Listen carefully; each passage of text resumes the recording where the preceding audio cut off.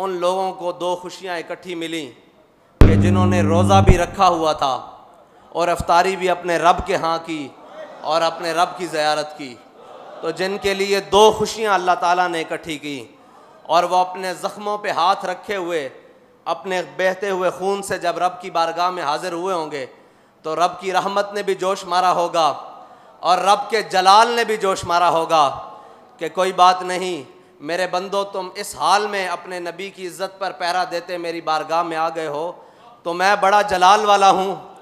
मैं ये सिला रखूँगा नहीं अपने पास, दुनिया में भी दूंगा जो तुम्हारे खिलाफ खड़े रहे और आखिरत में उनका अंजाम तो वल्लाहु अज़ीज़ुन ज़ुंतिक़ाम होगा। और हमने अपनी आँखों से फिर वो दिन देख लिए कि कलअदम करने वाले आज खुद कलअदम हो गए।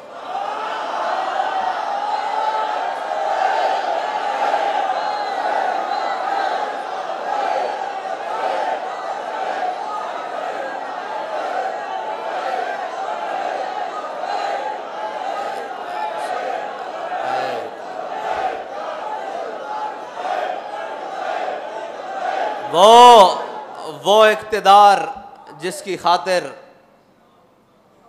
वो पाक खून बहाया गया और वो इक़्तिदार जिसकी खातिर उलमा, सादात, हुफ़ाज़, कुर्राब, अवाम, मोमिनीन, मुस्लिमीन के घरों पर सीढ़ियाँ लगाकर चार दीवारी चादर की पामाली की गई।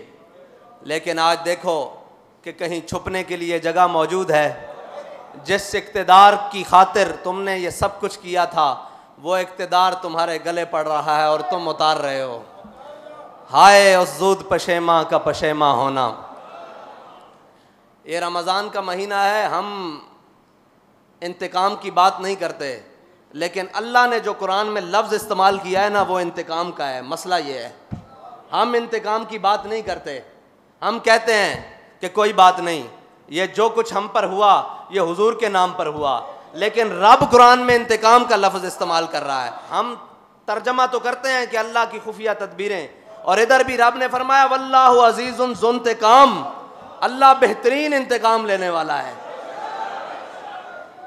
साबित कदमी बेहतरीन इंतकाम है और हुजूर के दीन पर खड़े हो जाना ये बेहतरीन इंतकाम है।